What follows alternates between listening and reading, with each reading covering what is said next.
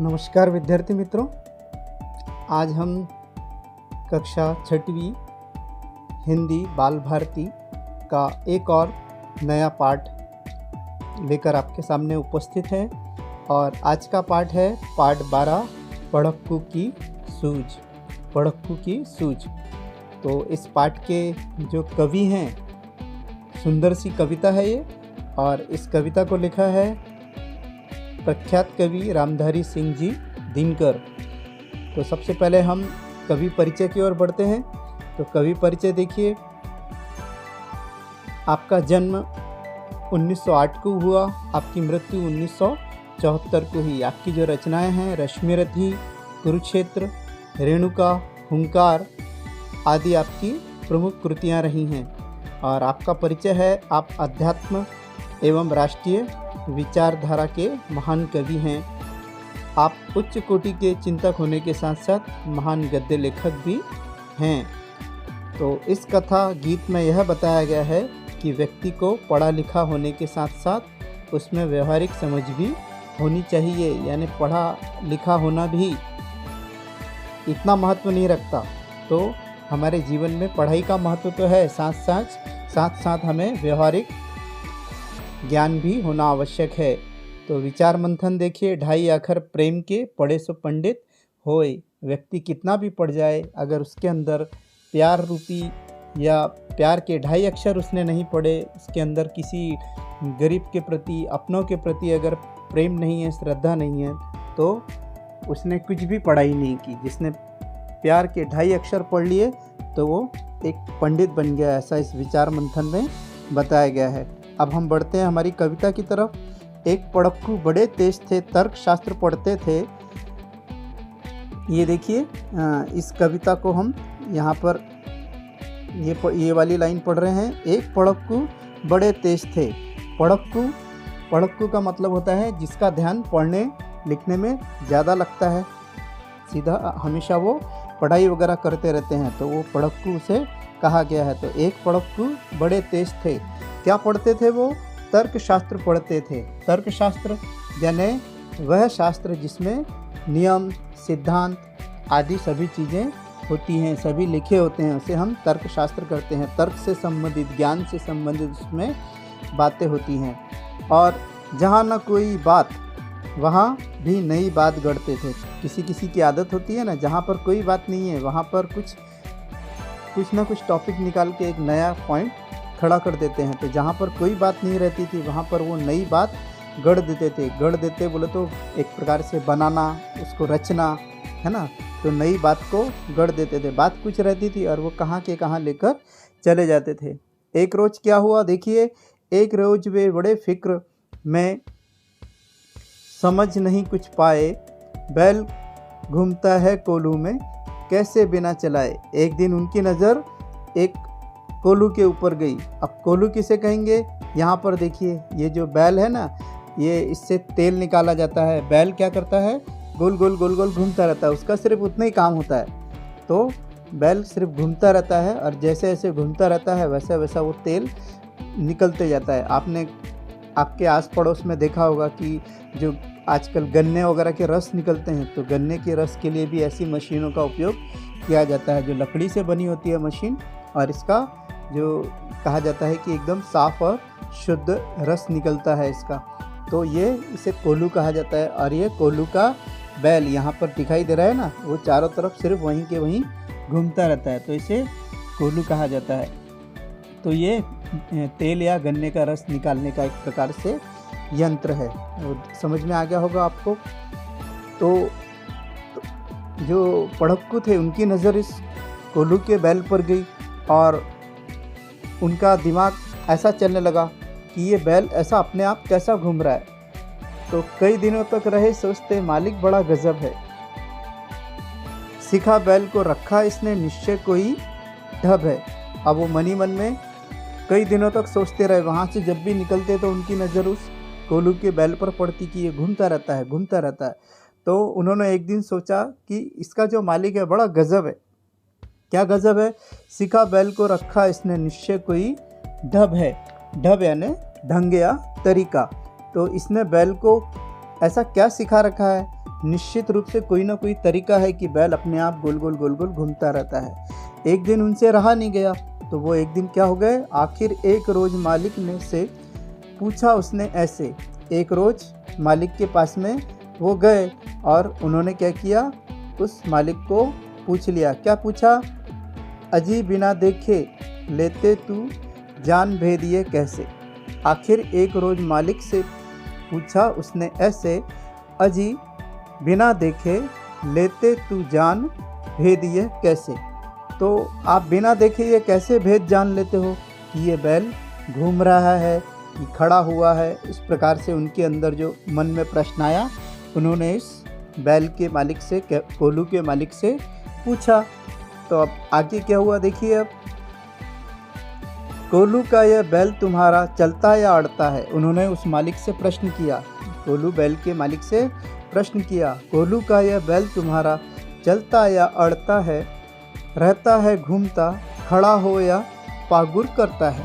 तो उन्होंने उससे प्रश्न किया, मालिक से प्रश्न किया। क्या प्रश्न किया कि ये कोल्हू का जो बैल है चलता रहता है या खड़ा रहकर अड़ जाता है या घूमता रहता है या खड़े खड़े ही पागुर करता रहता है। पागुर करना बोले तो खड़े खड़े जुगाली करना, जो है ना वो जो गेहूँ वगैरह या जो भी कुछ वो खाते होंगे, अनाज वगैरह जो खाते होंगे, वो जुगाली करते रहते हैं। आपने पशुओं को देखा होगा, गाय हो गई, भैंस हो गई, पहले वो लोग क्या कर लेते, चारा खा लेते। चारा खाने के बाद में उसे बैठे बैठे एक जगह बैठ जाते और अपना मुंह चलाते रहते। वो कुछ खाते नहीं लेकिन मुंह चलाते रहते, यानी उनका जो अंदर का होता है वो बाहर निकाल के फिर से उसे बारीक बारीक उसे जुगाली करना या पागुर करना कहते हैं। तो वो खड़ा हो या पागुर करता है। मालिक ने यह कहा, अजी इसमें क्या बात बड़ी है। अब मालिक ने उनसे जो बात थी उनकी बात सुन ली और उनके प्रश्नों का उत्तर देते हुए कहा, इसमें कौन सी बड़ी बात है, नहीं देखते क्या गर्दन में घंटी एक पड़ी है।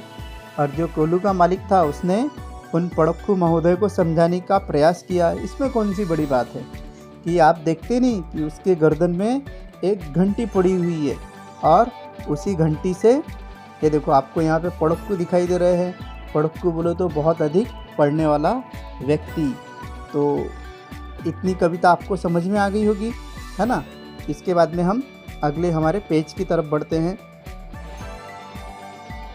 तो मालिक ने ये समझाया, क्या समझाया कि जब तक यह बजती रहती है, जब तक यह बजती रहती है, मैं ना फिक्र करता हूँ। उस पड़क्कू को उस कोल्हू के मालिक ने समझाया, जब तक यह बजती रहती है मैं ना फिक्र करता हूँ, हाँ जब बजती नहीं दौड़कर तनिक पूंछ धरता हूँ। उन्होंने उसे समझाने का प्रयास किया कि जब तक ये घंटी बजती रहती है बैल के गले की, तब तक मैं कोई फिक्र नहीं करता। मैं समझते रहता हूँ कि चलो वो अपना काम कर रहा है, वो अपना गोल गोल गोल गोल घूम रहा है। हाँ, जब नहीं बजती, रुक जाती है, तो मैं दौड़कर क्या करता हूँ, थोड़ी सी उसकी पूंछ ऐंठ देता हूँ, घुमा देता हूँ, तो वो फिर से घूमने कहा। अब पड़क्कू को इतने से भी समाधान नहीं हुआ। उन्होंने और फिर प्रश्न किया। क्या कहा पड़क्कू ने सुनकर, तू रहे सदा के कोरे, बेवकूफ़ मंतिक की बातें समझ सकोगे थोड़े। अब पड़क्कू ने अपना और एक तर्क लगाया। इतना कोल्हू के मालिक ने उनको समझा दिया, तो समझाने के बाद भी उन्होंने एक और बात उनके सामने रखी। तो उस मालिक को क्या कहा उसने कि कहा पड़क्कू ने सुनकर, तू रहे सदा के कोरे। तुम जो तुम्हारा ज्ञान बता रहे हो कि उसके गले की घंटी है, जब तक वो बजती रहती है कि मैं समझता हूँ कि वो चल रहा है, तो ये तुम्हारी बात जो है वो व्यर्थ है, तुम सदा कोरे के कोरे रहोगे, यानी तुमको कोई नॉलेज नहीं है। इन्होंने अपनी होशियारी झाड़ते हुए बताया। किसने? पड़क्कू महोदय ने उस कोल्हू के मालिक को इस प्रकार से उत्तर दिया और उनको कहा, बेवकूफ़ जैसा शब्द भी उनके लिए कह दिया कि तुम बेवकूफ़ के बेवकूफ़ रहोगे, कोरे के कोरे रहोगे। मंतिक की बातें समझ सकोगे थोड़े। मंतिक यानी समझदारी की, होशियारी की। तो मंतिक की बातें समझ सकोगे थोड़े, तो तुम ये बातें नहीं समझ सकोगे कि बैल के गले में जो घंटी बंधी है वो घूम रहा है, तो बैल तो कुछ भी कर सकता है। अब उन्होंने और आगे क्या कहा देखो, अब उन्होंने अपना और एक तर्क लगाया, अगर किसी दिन बैल तुम्हारा सोच समझ अड़ जाए, अगर समझ लो किसी दिन बैल ये सोच ले कि चलो मालिक तो देखते ही नहीं, और वो बैल अड़ जाए, चले नहीं, बस खड़ा खड़ा गर्दन खूब हिलाए, और वो समझ लो खड़ा है और खड़े खड़े सिर्फ गर्दन हिलाता रहे और घंटी बजाता रहे, तो तुमको तो लगेगा कि वो गोल गोल घूम रहा है, और लेकिन वो खड़े खड़े घंटी हिला रहा है। तब तुम कैसे समझोगे? घंटी टुन टुन खूब बजेगी, तुम न पास आओगे, और घंटी तुमको सुनाई देती रहेगी, तो तुमको लगेगा कि बैल जो है वो गोल गोल घूम रहा है, और तुम्हारा ध्यान उसके तरफ नहीं आएगा, और वो वैसा का वैसा ही घंटी बजाते खड़ा रहेगा, और तुमको लगेगा कि वो बैल जो गोल गोल घूम रहा है।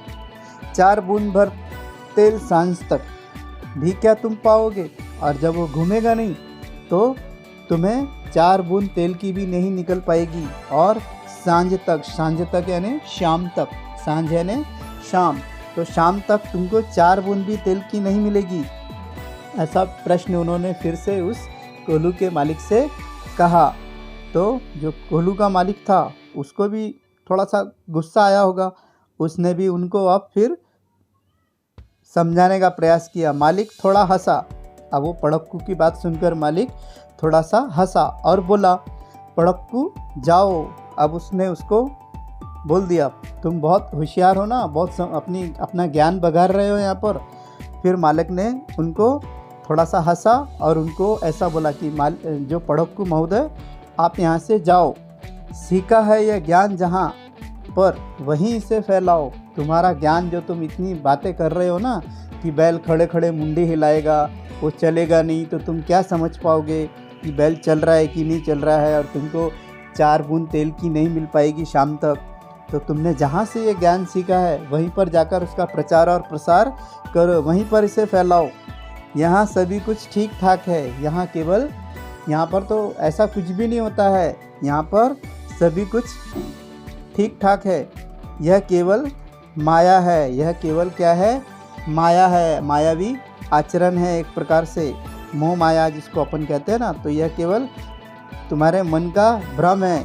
बैल हमारा नहीं अभी तक मंतिक पढ़ पाया है। तो बैल तुम्हारे जैसा वो नहीं है। जिस प्रकार से लोग क्या करते हैं, लोग एक दूसरे को धोखा देते हैं, तो लेकिन जानवर कभी धोखा नहीं देते। बैल बराबर अपना काम करता है, उसको मालूम है मुझे क्या काम करना है। जहाँ से तुमने ये ज्ञान सीखा तुम वहीं पर जाकर ये ज्ञान को फैलाओ। तुम्हारे मन में जो बातें आ रही है वो तुम्हारे तक ही सीमित रखो, और जहाँ तुमने सीखा वहीं इसका प्रचार प्रसार करो। यहाँ पर ये ऐसा कुछ भी नहीं है। बैल हमारा अभी तक इतना समझदार या इतना बुद्धिमान नहीं है तुम्हारे जैसा। वो अपना काम करना जानता है, उसे पता है कि मुझे क्या करना है, तो वो ऐसा कभी धोखा देने का काम नहीं कर सकता। फिर आगे समझ में आई होगी ये आपको। ये कविता बहुत सुंदर सी कविता है। तो इसके माध्यम से कवि ने समझाया है कि हमें जीवन में पढ़ाई ही महत्व नहीं रखती, बल्कि हमको ज्ञान का भी महत्व होना चाहिए, व्यवहारिक ज्ञान का भी महत्व होना चाहिए। अब यहाँ पर आपको बैल दिखाई दे रहा है, उसके गले में घंटी दिखाई दे रही है, और वो अपना काम सिर्फ उसी पर लगा हुआ है। तो उस बैल के मालिक ने पड़क्कू महोदय को अच्छी तरीके से समझाया, और इस तरीके से एक कविता आपको समझ में आई। इस कविता के कवि ये भी आपको पता है, ये मैंने आपको स्पष्ट रूप से समझा ही दिया है। रामधारी सिंह जी दिनकर, इन्होंने इस कविता को लिखा है। तो अब हम इसके समानार्थी शब्द देखते हैं। समानार्थी शब्द देखिए, यहाँ पर पड़क्कू यानी पढ़ा लिखा व्यक्ति, फिक्र यानी चिंता, फिक्र का क्या मतलब होगा? चिंता। और कोल्हू बीजों से तेल निकालने वाला एक लकड़ी का यंत्र होता है, या गन्ना भी, जो गन्ने का रस होता है, गन्ने का रस भी उस यंत्र के द्वारा निकाला जा सकता है। पागुर यानी जुगाली करना, मैंने आपको अभी बताया। मंतिक यानी समझदारी या बुद्धिमानी। सांझ यानी संध्या या शाम। तो इस प्रकार से हमने कठिन शब्द भी देखे, और भी कुछ शब्द है इसमें किताब में हम देख सकते हैं। तो गढ़ना यानी बात को बनाना या रचना। कोल्हू ये भी आपको समझ में आ गया। और ढब एक शब्द है इसमें, तो ढब यानी आपको बताया मैंने ढंग गया तरीका। तो इस प्रकार से धरना यानी पकड़ना, अड़ना यानी रुकना, ऐसे बहुत जो कठिन कठिन शब्द है वो मैं आपको बताते जा रहा हूँ, आप अपनी कॉपी में लिख लीजिए। इसके बाद में स्वयं अध्ययन देखिए। स्वयं अध्ययन में पंचतंत्र की कोई कहानी पढ़िए। तो विष्णु जी शर्मा के द्वारा पंचतंत्र जो किताब लिखी गई है उसकी कोई भी एक कविता जो कहानी है वो आप पढ़ सकते हैं और कक्षा में सुना सकते हैं। पढ़ाई के साथ साथ व्यवहारिक ज्ञान की भी हमको आवश्यकता होती है, यह बात हमको सदैव ध्यान में रखना है। हमको पढ़ाई तो करना है, पढ़ाई के साथ साथ हमारे जीवन में हमको व्यवहारिक ज्ञान भी रखना चाहिए। लोगों के साथ में कैसी बातचीत करना, कैसा व्यवहार करना है ना, किसके साथ में किस प्रकार का बर्ताव करना चाहिए, ये ज्ञान हमको होना चाहिए। हमारे आस पड़ोस में लोगों के साथ में किस प्रकार से रहना, हमारे घर में अतिथि आते हैं उनके साथ में किस प्रकार से पेश आना चाहिए, ये सब चीज़ें हमको सदैव ध्यान में रखना चाहिए। इसके बाद में हम आगे देखेंगे, सुनो तो ज़रा खेल के मैदान पर दी जाने वाली सूचनाएं सुनो और सुनाओ। तो खेल के जो मैदान पर आप जाते होंगे, अगर खेल का कोई खेल ज्वाइन किया होगा आपने, ग्राउंड पर जाकर आप उसकी प्रैक्टिस करते होंगे, खेलते होंगे, तो आपको पता होगा कि इस पर खेल के मैदान पर क्या क्या सूचनाएं दी जाती हैं। उसके बाद में वाचन जगत से देखिए, हिंदी डायरी के प्रारंभिक पृष्ठ पर जिन पर विविध प्रकार की जानकारी होती है पढ़ो। और यहाँ पर है, अपने साथ घटित कोई हास्य घटना बताओ। आपके साथ में यदि कोई हास्य घटना घटित हुई होगी, ऐसी कोई चीज़ कि लोग उससे हंसे होंगे, तो वो आप आपकी क्लास में बता सकते हैं। उसी प्रकार से समाचार पत्र में रोज़ आने वाले चुटकुलों को, जो चुटकुले होते हैं, जोक्स जिसे हम कहते हैं, वो आते होंगे, तो उसे पढ़ो, उनका संग्रह करो और अपनी कक्षा में उनका प्रस्तुतिकरण करो। तो ऐसे बहुत सारे प्रश्न हैं। पसंदीदा कहानी पर आधारित चित्रकथा तैयार करो। जो भी कहानी आपको पसंद है उसके चित्र तैयार करो और बारी बारी से उसको समझने का प्रयास करो। इसके बाद में निर्देश अनुसार वाक्य परिवर्तित कर रिक्त स्थान में लिखो। तो इसे मैं आपको समझा देता हूँ। यहाँ पर देखिए, सरल वाक्य है, संयुक्त वाक्य है और मिश्र वाक्य है। तो ये हमें समझना है। तो सरल वाक्य क्या है? गरीब होने पर भी वह ईमानदार है। अब इसका संयुक्त वाक्य क्या होगा? वह गरीब है पर ईमानदार है। अब गरीब होने पर भी वह ईमानदार है, ये सरल वाक्य है। सरल वाक्य एकदम सादा वाक्य है। और इसका जो प्रश्न संयुक्त वाक्य बनेगा, ये बनेगा वह गरीब है पर ईमानदार है। तो इसको मैं आपको अगले इस पर लिखकर भी दे रहा हूँ, तो आप आपकी कॉपी में भी इसे लिख लेंगे। इसके आगे की जो क्लिप रहेगी उसमें आपको ये मिल जाएगा देखने के लिए। यहाँ पर सिर्फ किताब का पेज है, इसलिए मैंने इस पर लिखा नहीं हूँ, तो मैं आपको संयुक्त वाक्य और मिश्र वाक्य लिखकर बताऊँगा। तो इसका संयुक्त वाक्य हमने देखा। उसके बाद में सागर के कहने पर मैंने भोजन कर लिया है। अब इसका हमको मिश्र वाक्य बनाना है। तो इसका मिश्र वाक्य में क्या होता है, दो वाक्य मिलते हैं। तो सागर ने कहा तो मैंने भोजन कर लिया, सागर ने कहा तो मैंने भोजन कर लिया, यहाँ पर ये दूसरा वाक्य बन जाएगा। इसके बाद में तीसरे इसमें देखिए, यहाँ पर संयुक्त वाक्य दिया है, इसका हमको मिश्र वाक्य बनाना है फिर से, यानी एक वाक्य दिया है और एक वाक्य हमको तैयार करना है। तो वह रुपया चाहता था और वह उसे मिल गया। वह रुपया उसे चाहता था और वह उसे मिल गया। तो इसमें देखिए, वह जो रुपया चाहता था वह उसे मिल गया। तो यहाँ पर ये इसका मिश्र वाक्य बन जाएगा। क्या बनेगा? वह जो रुपया चाहता था वह उसे मिल गया। इसके बाद में चौथे इसमें देखिए, चौथा यहाँ पर सरल वाक्य खाली पड़ा हुआ है, तो इसकी जगह हमको सरल वाक्य लिखना है। तो पहले हम जो संयुक्त वाक्य है ये देख लीजिए आप। इसका संयुक्त वाक्य क्या है? स्कूल बंद हो गया और लड़के घर जाने लगे। तो यहाँ पर संयुक्त वाक्य है, इसका हमको पहले सरल वाक्य बनाना पड़ेगा।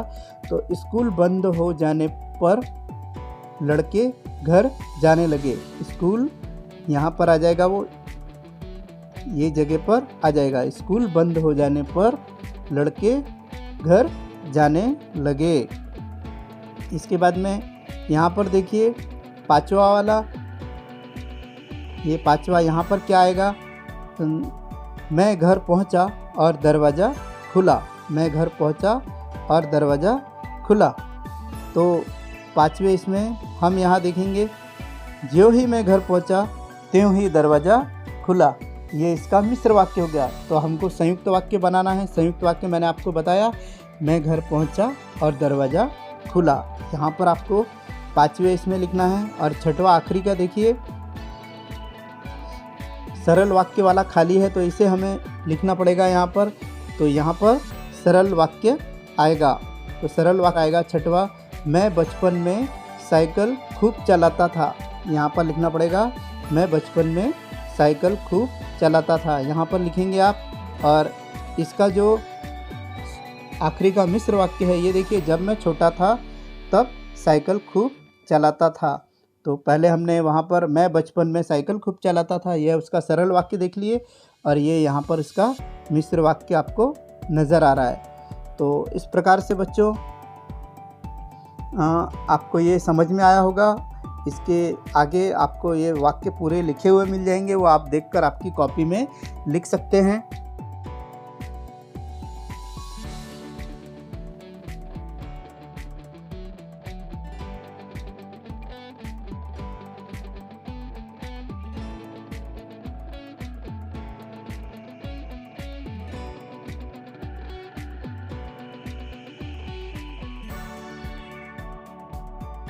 अब हम इसके छोटे छोटे प्रश्न जो है वो पढ़ने का प्रयास करेंगे, वो आप समझकर।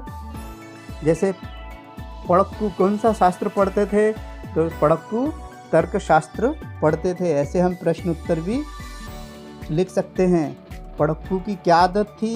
पढ़क्कू की आदत थी जहाँ पर भी कोई बात नहीं होती थी वो नई बात गढ़ लेते थे। तो आपको छोटे छोटे प्रश्न इसमें तैयार कर सकते हैं आप इस तरीके से समझ के।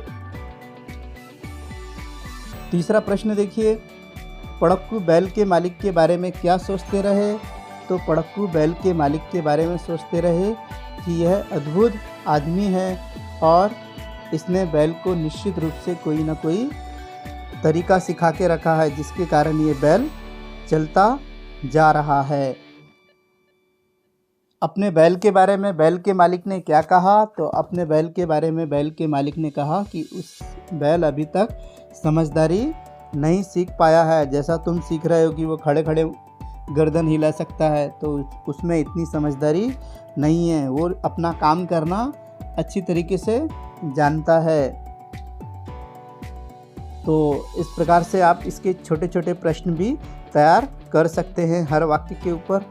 तो ये वीडियो आपको अच्छी तरीके से समझ में आया होगा। तो आप वीडियो को लाइक कीजिए और अपने मित्रों को शेयर कीजिए। और यदि आप हमारे चैनल पर नए जुड़े हैं तो सब्सक्राइब कीजिए। तो मिलते हैं अगले वीडियो में। धन्यवाद।